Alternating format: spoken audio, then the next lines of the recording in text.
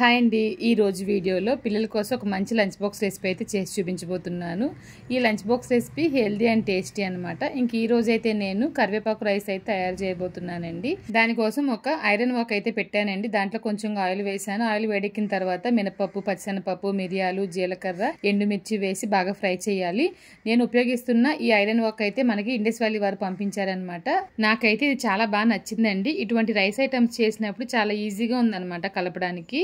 మీరు గనక the Indus వ్యాలీలో ఏ ప్రోడక్ట్ తీసుకున్నా వాళ్ళు ఇచ్చే డిస్కౌంట్తో పాటు మీరు నాకు కూపన్ కోడ్ కనుక ఉపయోగిస్తే ఇంకా మీకు 12% డిస్కౌంట్ అనేది ఖచ్చితంగా ఉంటుందండి. నా కూపన్ కోడ్ వచ్చేసి స్క్రీన్లో ఇచ్చాను, అంతేకాకుండా డిస్క్రిప్షన్లో ఇచ్చాను, కమెంట్లో కూడా పిన్ చేసి పెట్టాను చూడండి. తరువాత ఒక కప్పు కరివేపాకు కూడా వేసి బాగా ఫ్రై చేసి పొడి చేసి పక్కన పెట్టేశానండి. అదే వాక్లో కొంచెం ఆయిల్ వేసి పోపు దినుసులు వేస్తున్నాను. కొంచెంగా జీడిపప్పు కూడా వేసి బాగా ఫ్రై చేసిన తర్వాత ఇప్పుడు దీంట్లో ముందుగా పౌడర్ చేసి ఉంచిన కరివేపాకు పౌడర్ వేస్తున్నానండి. తర్వాత ఉడికించిన అన్నం వేస్తున్నాను. వేసిన తర్వాత బాగా కలపాలి. ఉప్పు అనేది వేసుకోవాలండి. ఫస్ట్ మనం కొంచెంగా వేసాం కాబట్టి ఉప్పు చూసుకుని వేసుకోండి. కరివేపాకు రైస్ ఇలాగే చేస్తారంటే లేదండి, చాలా రకాలుగా చేసుకోవచ్చు. ఇదైతే చాలా సింపుల్ పద్ధతి అనమాట. మనం ధనియాలు, జీలకర్ర ఇంకా చాలా పోపు దినుసులు వేసి కూడా చేసుకోవచ్చు అనమాట. ఇంకొకసారి ఆ రెసిపీ అనేది చూపిస్తానండి.